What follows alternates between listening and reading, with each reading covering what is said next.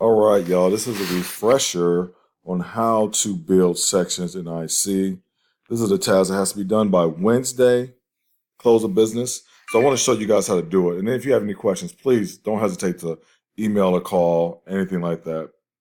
No hesitation at all. So what you want to do is you want to start off by putting your section here and searching the course that you want to do and searching and pull up all your sections. What I've done in this search, I've expanded these boxes for semester 1 and semester 2. Semester 1 is built, is ready to go, but semester 2 was empty and blank. I've done a couple of these already, so you'll see an example here. But I want you to see, if you pull down semester 1 and you look at all your sections here, these are your section numbers on this side, and here are your period numbers. You need to be aware of these. And I'm telling you that so you can be very aware of what periods they are and what section numbers they are. So that's semester 1. What I want to build is semester 2. And what you see here in semester 2 for you, I have sections 1, 2, and 3, which match first semesters 1, 2, and 3. Periods, I built periods 8, 2, and 3. And up here, if I go back to just to check my work, the first 3 are 8, 2, and 3.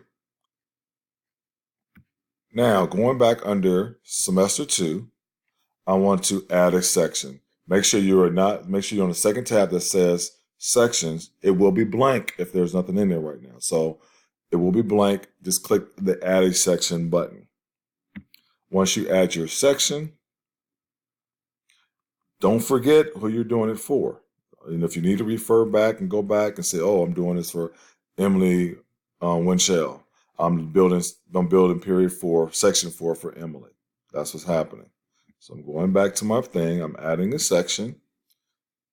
I'm going to section number 4. Don't do the teacher display name. Do not do the teacher display name. We're going to make that populate automatically. And then you want to go down here to your period. Make sure you're in semester 2, not semester 1. And you want to go period 4. She was 4. I'm going here, select, select, select. And now I'm going to create the section. Now there won't be a name attached. Now we're going to go ahead and attach a name. It came up as here. We're going to attach the name. So you go to staff history,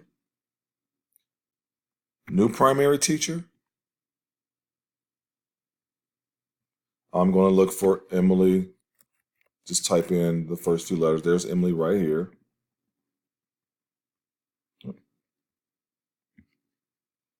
And I'm going to give her the role teacher of record and save. There it is. It's populated. There she is. If I go back to my section and check my work, I'll check it here. I'll just hit the overall. I'll see Emily is right here. The section is right here. There won't be any kids there yet because they don't have it. That's how you do this. Take your time. Rewind if I missed something, if I didn't say anything correctly that you didn't hear. But this is how you do this task. Create your sections.